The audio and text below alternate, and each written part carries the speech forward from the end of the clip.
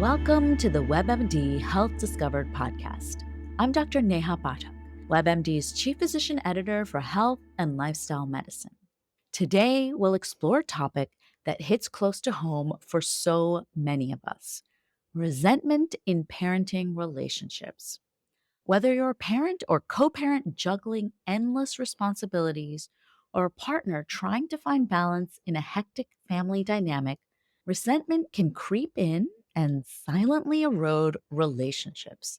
In this episode, we'll start by defining resentment, a silent internal struggle that frequently goes unexpressed until it boils over, and even highlight the pain Olympics that parents often engage in, where frustration and competition can overshadow connection and understanding.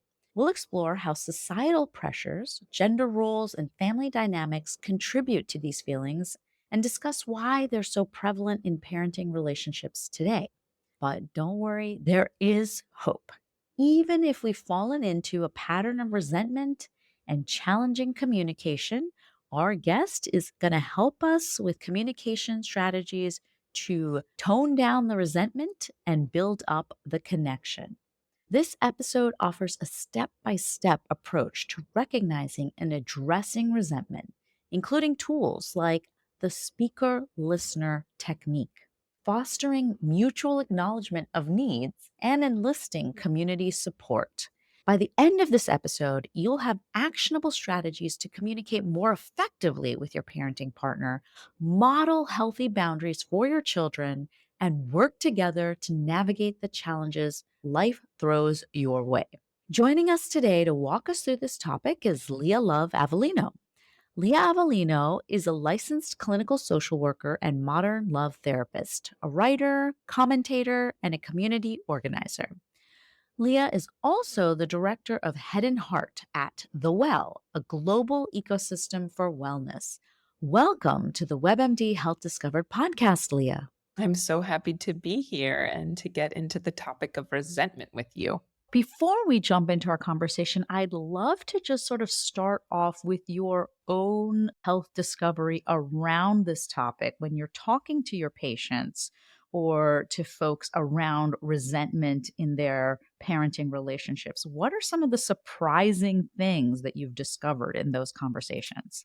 So, I think one of the biggest surprises is that people believe that resentment is something that they should just live with, right? That there's something that's cathartic about venting and complaining about what isn't working, but that most people don't understand the way they are taking part in their suffering and the social influences and conditions that is making that suffering so. Okay, that's great. I feel like you're inside of my head at the current moment. So let's dig into that. Let's start off with just sort of defining resentment. What does that mean? So, there are a lot of misconceptions on what resentment is. And I've been studying it for 10 years professionally and working with couples and families and women. And I also used to hold on to a lot of resentment because I like to think about it as the nice person's anger. Nice people are some of the angriest people in the world because none of that anger gets expressed, right? We're sort of imploding on the inside, but nobody really knows that because we're doing all the things on the outside. We're showing up, we're making the lunches, we're asking the good questions, we're put together, but really there's so much going on internally. So the way that I define resentment is the indicator that you've gone past your limit. And why this is so complex for so many people is it requires acknowledging that you have a limit. And living in our society today, we're encouraged to break glass ceilings. We're encouraged to push past our internal limits, not own that we have limitations. The other misconception about resentment is many people don't know that it's actually a shade of anger. And anger is letting us know that there's something that's not fair. There's something that's unjust. And we have to tune into that to figure out what is not quite right here. Why am I giving more than I'm receiving? And I see this primarily with women, but across different identity groups, where a lot of women give to get. because we haven't been taught to own our wants and needs, to say, hey, I'm getting the short end of the stick and I need you to pay attention to that. And this is what I need as a result. We treat people the way we wish they would treat us. So we empty our cup, hoping that eventually someone will see that we have this freaking empty cup and that they're going to pour back into it. But what we find is we wait a really long time, because even though we may have been socially trained or in our families to be need anticipators, our other family members and community members are not. Can you talk a little bit about the conditions that might predispose us to developing this and growing this resentment? And you talked about some of that, but I would just love to kind of unpack that a little bit more. Yes. So, what I find, which is super interesting, is most people don't orient to their needs until they become a parent. And the reason why is because we're aware that our children have so many. There is unending requests for snacks and games and play with me and sit on your lap and toys and to do things, right? And so we start to be aware of, if they have so many, what about me? And then because we're aware that we really can't hold these young beings accountable for our own needs, what we do is we project those onto our partner and we expect them to hold it all. We do this, in my opinion, for two different reasons. The first is when we are suffering and we perceive somebody is doing better than we are angry at them. Resentment often sounds like, look at all I do, right? It's a cry out for someone to see our self denial. And we may have been rewarded for self denial. Look at how good I can be with living on so little. But we're mad about it. And our partners are there. And if they're going out with friends and we're not, or if they're enjoying their sip of coffee and we're scrubbing the floor, we perceive they're doing better than us and we turn on them. The other reason why we do this is because with the rise of secularism and our communities not really relying as much as deities and gods, we expect our partners to be able to fix so much for us. We expect them to be able to solve our problems too. And what I often hear in couples therapy is each person is feeling underappreciated. Each person is saying, wait, you think you're doing a lot, but look at what I'm doing. I'm making the money. I'm not sleeping. I'm stressed all the time. And then the other person's like, but I'm cleaning and I'm cooking and I'm doing the school pickups, right? And so there's a way, which we'll get into when we start to talk about solutions, where we turn on each other instead of turning toward each other and really acknowledging what it's like to parent in 2024 and how much each of us is holding. You've really just hit on so many things that I hear myself saying it to my own partner. So I think that we definitely just recently sort of had this list of grievances that we aired to each other, that I did this and I do this and I'm doing the pickup and I'm the gap filler parent. And then the other person was, well, I have to get to work because I have so and so waiting for me, or my meetings aren't as flexible as your meetings. So it's just very interesting because it feels to me like we are communicating about all of the things that we're upset about, but it doesn't feel like we're doing this effectively. So, can you help sort of talk through where are some of the places where people are doing it poorly? How are we doing it poorly so we can identify that first? And then I'd love to get into what you see as strategies to sort of circumvent that negative narrative. Yes. Those are such beautiful examples, and I relate to them so well. I remember after my baby was born, there was one morning that, I was breastfeeding all night, and my husband said he was tired, and literally, like, dagger shot out of my eyes.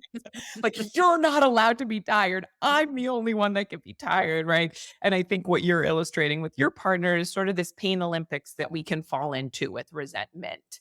We're angry and our anger wants to be seen, right? We want someone to validate it. That's typically what helps us soothe. But when we're both struggling or we're both in pain, it's really hard to get somebody else to take down their armor before we're willing to take down ours. We want them to, but we're not willing to do what we want them to do, right? And so, in Right. terms of what sort of maybe ineffective about the way that you or I handled that situation is any statement that starts with you, any sort of criticism is going to instigate a defense. So your system is going to respond negatively when it feels like I'm unhappy with you and I think you're the problem. And typically in relationships, criticism leads to contempt. So the more we feel like we're told we're not doing enough, the angrier we are at the other person and the more our wall goes up.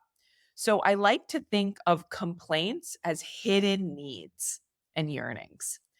And it's way less vulnerable to be like, I'm doing everything and you're not doing enough than it is to say, I feel so overloaded. I feel so small. I feel like I'm really messing up as a parent. I feel like I'm not doing good at work. I don't know how to handle this. That is a much more vulnerable position to take. So we hide that vulnerability with anger, which is more pointed, more protective, and use statements, which allows us to continue to hide our needs. I love how you sort of describe it as the pain Olympics because it does sometimes feel like there's this competitive need to show rather than to say, I'm feeling overwhelmed, to your point, like I'm feeling overwhelmed because I am doing this and this and this, and I just don't know how much longer I can do it. It becomes, I'm doing this, you're not doing that, you're not. And so there is really this sort of competitive element to it that it's really interesting with your analogy. It helps me kind of see that. So I'd love to kind of then shift us to when you're in that moment where your cup is just completely empty, how do you bring that best part of you forward to have this kind of conversation in a way that is not going to just add to the resentment? Yes, that is a beautiful question. So I have a really gentle stepwise approach that I work with couples and families. The first is to identify you have a limit. In groups that I've run or in therapy, I'll ask people, how can you tell you're reaching your limit? And rarely ever does anyone know. And the Mhm. reason why nobody knows is because we really only understand our limits once we go past them, right? You just said it, when we have an empty cup, when we reach that level of burnout, when those daggers are in our eyes, that's sort of the sign that there were stop signs that we blew past. And we live in a culture, like I was naming earlier, that's invested in us blowing past because that allows us to perform, that allows us to show up, it allows us to continue working. So the first step is identifying that you have a limit. And what are the signs that your body is saying no? For me, it's irritability and eye rolling. So, like, when I start to be like, "Ugh, like everything just feels like, I can't be this is too much, right? That kind of agitation, that energy, that lets me know, okay, you're getting into that zone, Leah. There's some sort of course correcting that needs to happen here. And beginning to admit to yourself that you have a limit allows you to start to warm up to the idea of sharing that with your partner or relevant others. The second step is a lot of the resentment that we are noticing growing inside of us comes from the automatic overdoing, right? There are certain things that as a parent we might have to do. But then there's certain things that we may not have to do, but we've gotten so used to doing them that we just do it. So for example, if I ask my daughter to clear her plate and she doesn't in the first 2 minutes, I clear it, right? Because I don't wanna wait, I want it to be done my way, but then I'm mad that no one helps me. And so what I've had to be honest with myself about is when I overdo it, I am training people in my life to underdo it.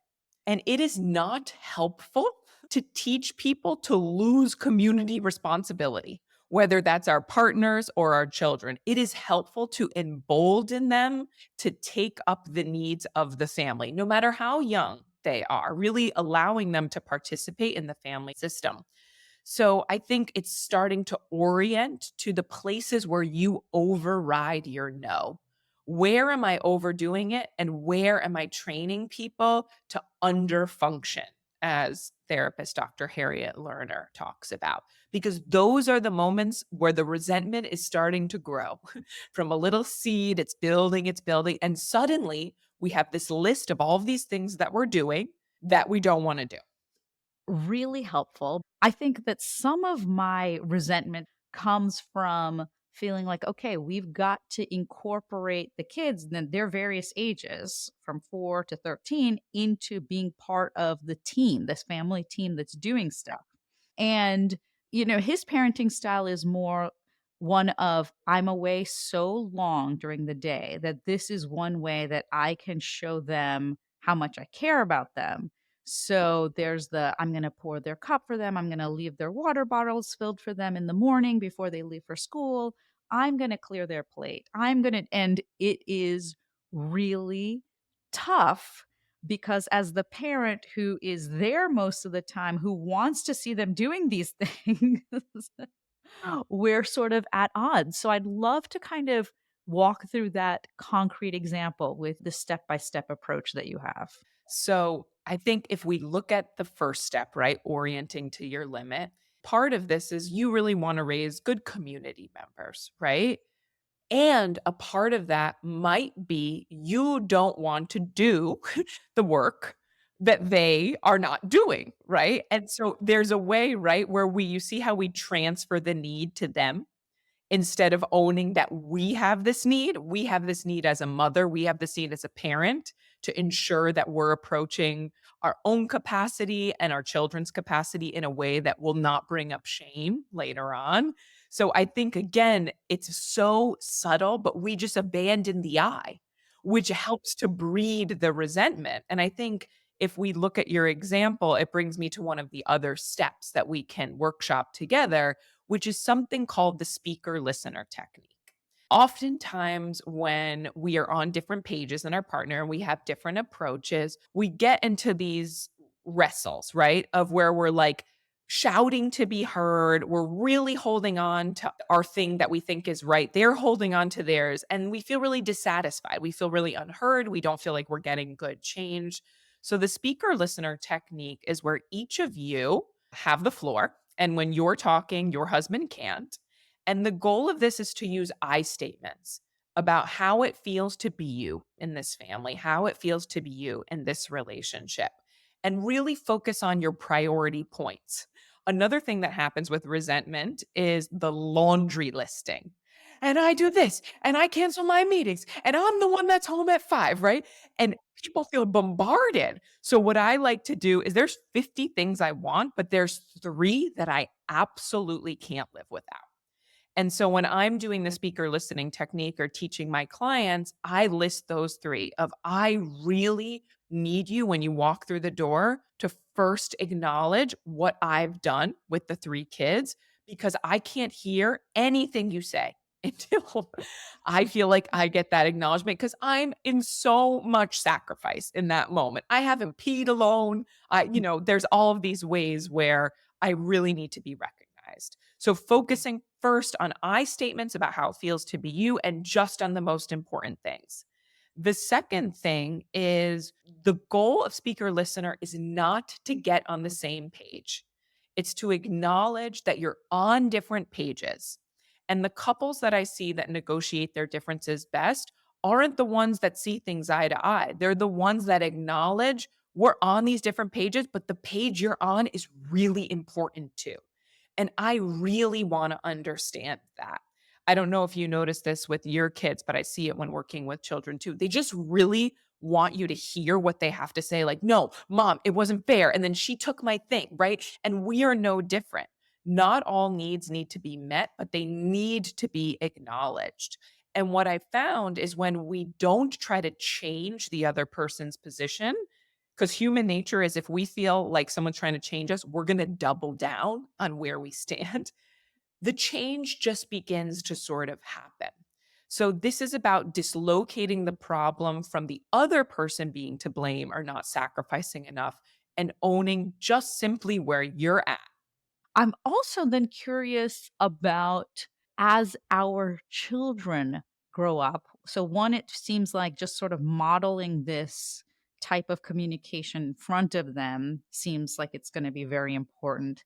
But do you also sort of think about when you're thinking about parenting and resentment in parenting, having these types of conversations with your children as well as they sort of grow up and can participate more in these types of conversations? What's your strategy there? Yes, I think you're making two really good points. The first is a lot of children don't witness, particularly mothers, growing up with limits, right? They see a mother bend over backwards, deny her needs, keep quiet when she's angry. And I want to validate that healthy expressions of anger and stating, I can't do this anymore or I won't do this right now is a really powerful gift to give our children. I was recently working with a mother and daughter, and the daughter was really struggling with nourishing herself and taking care of herself. And her mom said to her, I told you to go out and get your needs met. I always told you, like, you mattered. And she was like, but did you? Right? The daughter responded that way. And so it's just a reminder to really know that that's actually a gift when we teach our kids to have limits. And oftentimes we might be mad at our partner because we won't own our limits and they will. They are not willing to sacrifice. They're not willing to reach that level of exhaustion. And we're pissed about that. But that is actually an indicator of something that we need and something not right in our lives, as all triggers are, rather than a problem to be attacked in there.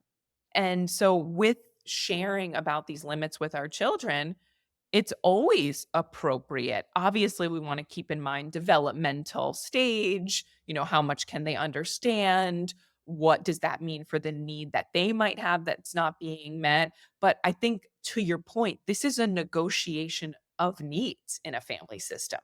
And the parent or the parents cannot be the hoarders of all suffering, right? Everybody has to give a little, everybody has to not have their needs met at some point. And I think additionally, our needs change as our circumstances change. So, as work picks up for one parent, or as a kid is in a new developmental stage, all of these limits need to be renegotiated and restated, right? Something that you may have been okay with 6 months ago might really not work for you, given your energetic levels and demands on your time and energy at this moment in time. And while it's our right to have that need witnessed, it's our responsibility to advocate for that. I'm so glad you brought this up because I am really curious about what your thoughts are and strategies are for when these types of shifts do happen in life. So, if someone suddenly has a chronic condition that they didn't have before, or a new diagnosis that they're struggling with, that maybe they were doing a certain level of parenting and now they may not be able to, or they may have new limits. Yes. Also, just I think that as we get older, even if there's not a new condition, we're just changing. Our bodies are changing. We're going through things that we may not even have clarity on ourselves. So, how do we talk through these new limits, these new concerns, so that we don't allow the resentment to build up in times of flux like that? That's a beautiful question. So I think there's two different types of approaches that I like to use. The first is, and sometimes an acute situation, like if someone has a baby or has a chronic condition and experiencing a flare up, that person might not be the place to share your needs with in that moment. Now, this is where I was speaking about the pressure on couples to sort of be the god, the holder of everything for you. This is why we need other significant others. People in our lives where we can pick up the phone or cry on their lap and talk about how unbelievably hard it is to not have the ability to get certain needs met in your relationship or in your family system in that moment. So those needs might not be expressed to the person. They might be put on a shelf to be expressed later, but they can be expressed and they must be expressed elsewhere. And this is where a more community oriented approach to family life can be really beneficial because it allows other people to step in. The second thing is if the situation isn't acute and the other person maybe just has more needs that are taking the floor right now, it is okay to still express that need and have that person hold vigil to the need, right? So for example, after I had a baby, my husband had some health issues and had to have surgery. So I was so overwhelmed, and even though I didn't expect him to not have his surgery, I needed him to hold with me how hard this was for me. And a lot of times we don't want to do that for our partners because we think it means we failed or we are to blame. And this is where not taking it personally, when another person has a need, it doesn't mean we're failing. So my partner's saying something to me, it doesn't mean I'm failing him. It just means that he has a need that's not being met. And we can pick and choose which ones are for me and which ones are for him and his community. And so just reminding yourself that it's okay to express and okay for our partner to validate without fixing. That's really, really just powerfully stated.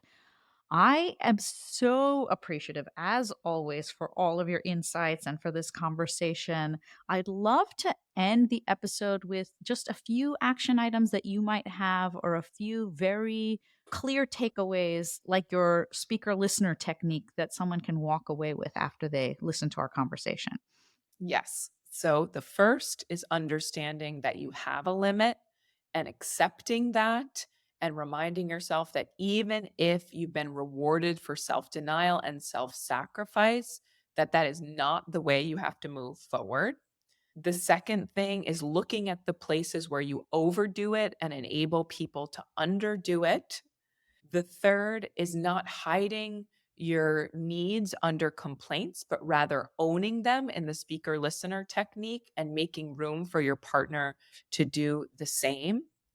And also reminding yourself that you both can join together to be mad at the forces that are making life hard right now, right? Whether that's your job, both of your jobs and the demands on your time, unaffordable health care, sexism that's made it hard for women to advocate for their needs. All of these, whether or not we name them, are working us over. So looking at the places we can both be like, yeah, this is messed up.